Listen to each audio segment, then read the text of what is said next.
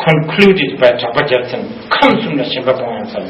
Instead of saying, like next life or better birth, it comes from the Shiva Bhagavan, comes from 3 dhatus or 3 realms. This is the Kama dhatu, this is the desiring realm, and then there's a form realm and the formless realms. Within this, also called samsara exists. With everything that is samsaric exists within these 3. And by the way, the point here you need to make a note is form realm, and especially formless realm. Compared to this desiring realm, the formless realm is almost like a duplicate of enlightenment. Only an expert can tell. Formless realm, really so blissful, no emotions, almost no emotions, omniscience, clairvoyance, lights coming back and forth, no need to eat, no need to drink, but still okay, that kind of thing. You understand? So formless realm is really, really attractive. Very attractive. You guys just, us, we just don't know. We have not even experienced a little bit of formless. Forget about enlightenment, but we haven't even experienced a little bit of formless. Forget formless, even the form realm we haven't experienced. If we do, even for 1 second, I'm sure you will forget about enlightenment. You will only look for it. It is really, it's a bit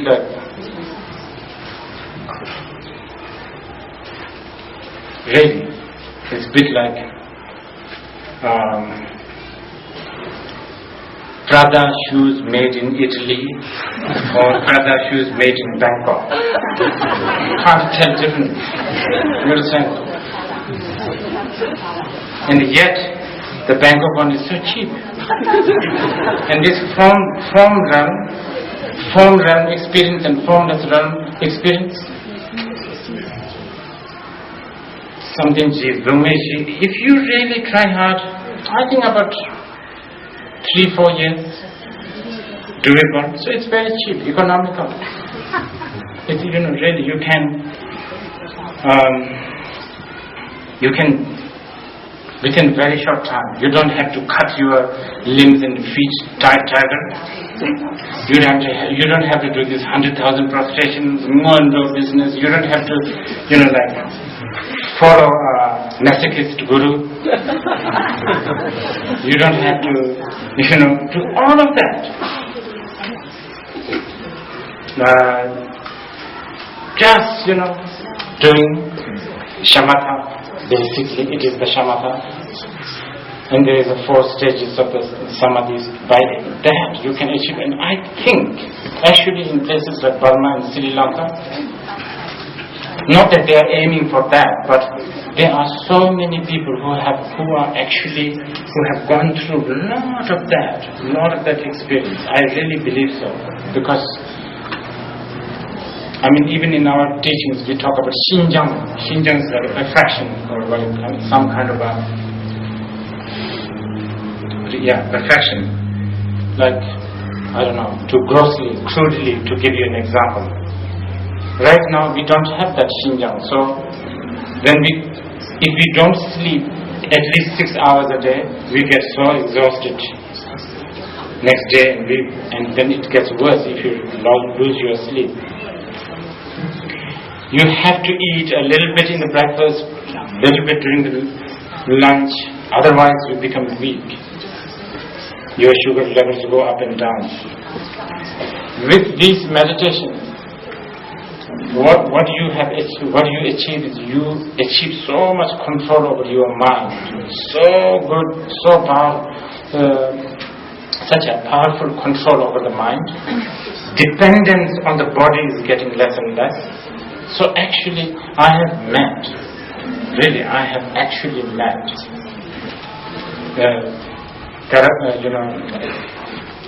not monks actually, they are students of this vipassana. Those who really have to eat 2 spoons of rice and milk. They are as fresh as ever, as energetic. They chop wood for the monastery, bring water. They don't need to sleep much. They're so fresh. And also because of their meditation power, they have such a good intuition, with so much so that you can almost call it a clairvoyance. Anyway, it's very attractive. It's very attractive. It's like an enlightenment. So, if you are looking for that, okay, you don't want to decorate this life. You have done with attachment to this life. But you are looking for these experiences, then you are a lesser person. We don't want that. We don't. So there's a big demand here. It's not that easy. There's a lot of demand here. Since there seems to be urge to ask some more questions, what we will do is we will do the meditation slightly earlier so that it gives you a chance to ask questions. So we will now stop here and continue tomorrow. We will do the meditation. So please cough, yawn, stretch.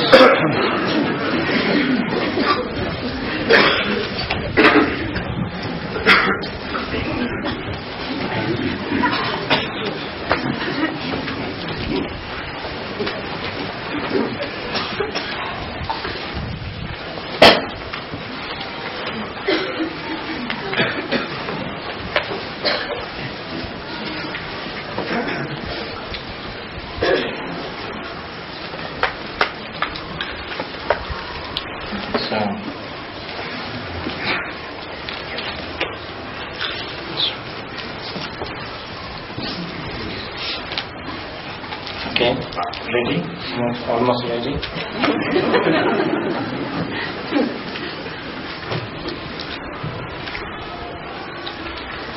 Okay, so we will start now.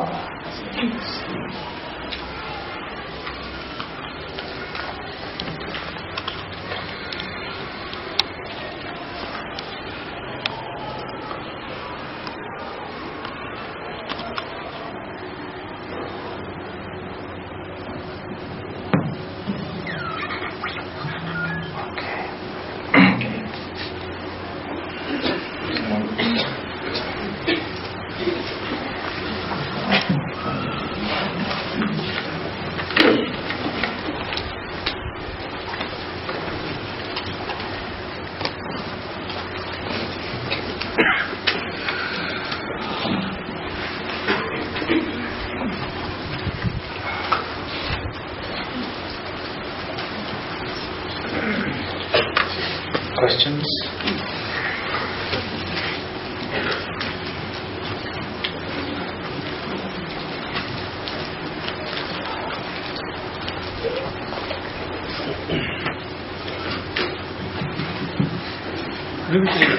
In my deluded perception, looking at the world today, it seems like we're getting more and more distracted by outer phenomena and have a lot less time, all the time to do practice.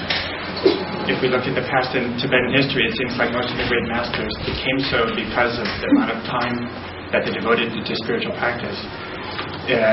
These days, it seems like even our tufos don't have so much time to do retreat and things like that. So I'm wondering if you could say what kind of hope we have now for the Dharma to continue to flourish. And so much more, I should say. I would use an example, but it's a quotation. It's in the Vinaya, right? Buddha told his monks of his time, those who abide with all the Vinaya rules, right? They have so much merit. And then Buddha said, monks in the future, degenerated time, which is, I guess, now. If a monk breaks almost all the vows, but maybe keep one, the merit is equal, if not more. Really, this is Buddha's statement. And it actually is very logical, because the path is a remedy or antidote to the problem. So this is one of the beauty of the Dharma. As the time gets degenerated, the blessing of the Dharma gets more powerful, because we have much more challenge. During those days, the monks, they don't have the view of G-strings, for instance. Right? Nowadays we do. So there's much more challenge.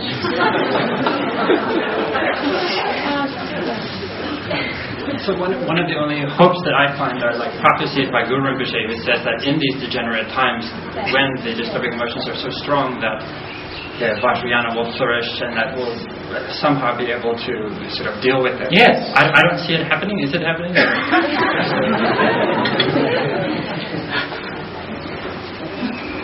Oh, this is very relative, actually.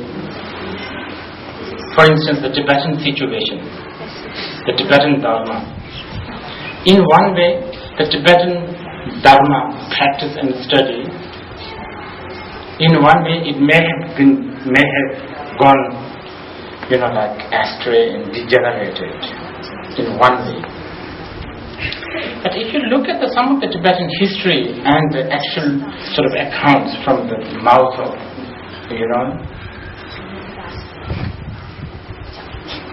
from another point of view, it has improved. It has improved because there's much more study, there's much more analysis going on, and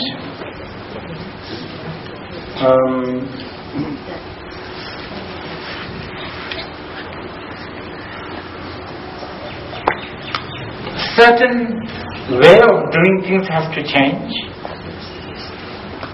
And this is, for instance, if you read something like Milarepa's advice, all these great lamas of the past, when you read them, they always tell you, go to the caves, go to the mountains, be a wanderer. There are teachings like, you are not supposed to stay in one place more than three nights. You are not supposed to, there are actually a practice. I think it's from the, if you are familiar with the collection of advices by many other masters, but it was collected by Jamgon Kontulor Thai. There are practices such as, we have something called 3 years retreat. There is similar, which is also 3 years, but within these 3 years, you are supposed to wander. You are supposed to go around. And as soon as you feel even a slight comfort, slight familiarity with a place, such as the road sign, or somebody begin to know you, you have to take off. You basically have to go through the strange land and strange place all the time. You cannot abide in one place. Things like that, there are many like that. By the nature of how the world is manifesting, it may be not possible, because wherever you go, you need ID. If maybe not in Nepal or places like Bhutan or Nepal or India yet, but places like in America, if you do such thing, you can be person of suspicious case. You may end up in a mental asylum. Support, so that kind of culturally and because of the time, that kind of support is changing. So we will have to we will have to alter. No, not really alter. Alter is not the right way. This is one of my, personal, I should call it my, not really project, but it's kind of my pet vision. project, pet vision.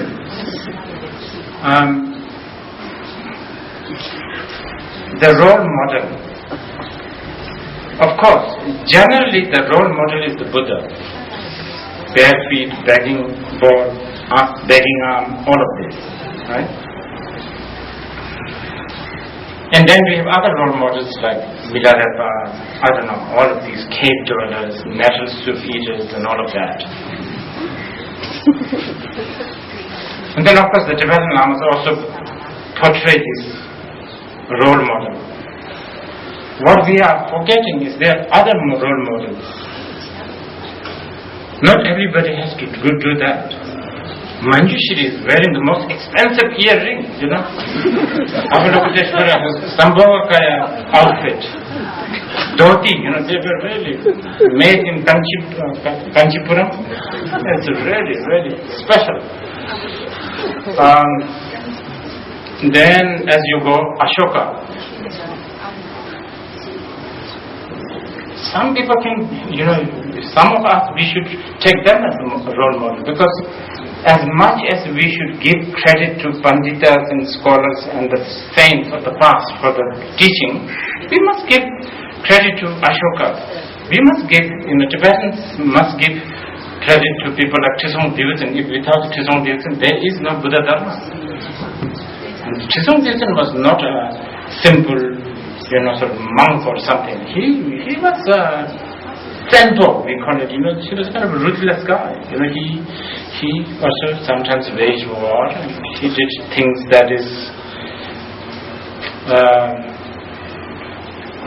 not necessarily goody-goody. So our role model has to change. So there's a lot of hope. Actually, more hope, because there's so much hope. Look, this. I think it's coming from somewhere else, is it? The question? Yes. Is it? Yeah, it's from the internet. The people. Because the teaching that is happening right now, it sounds like it is being listening by the world. And the questions are coming from all sorts of places, like Croatia, like Azerbaijan, all kinds of places. So that's good. Because people are, this kind of access they don't have. Now, we should not say, but don't we have to go through penance? In the past, the great masters of the past have walked all over from Tibet to Nepal to receive the Vajrayogini teachings. Don't we have to do that? I think that's just because you are afraid of the technology. I think, modern day yogis or practitioners must really go through the pain of or penance of saving the money and buying something like this, and then go through the internet, and really that involves penance. Because there is a lot of hardship there to buy something like this. I'm not really joking here.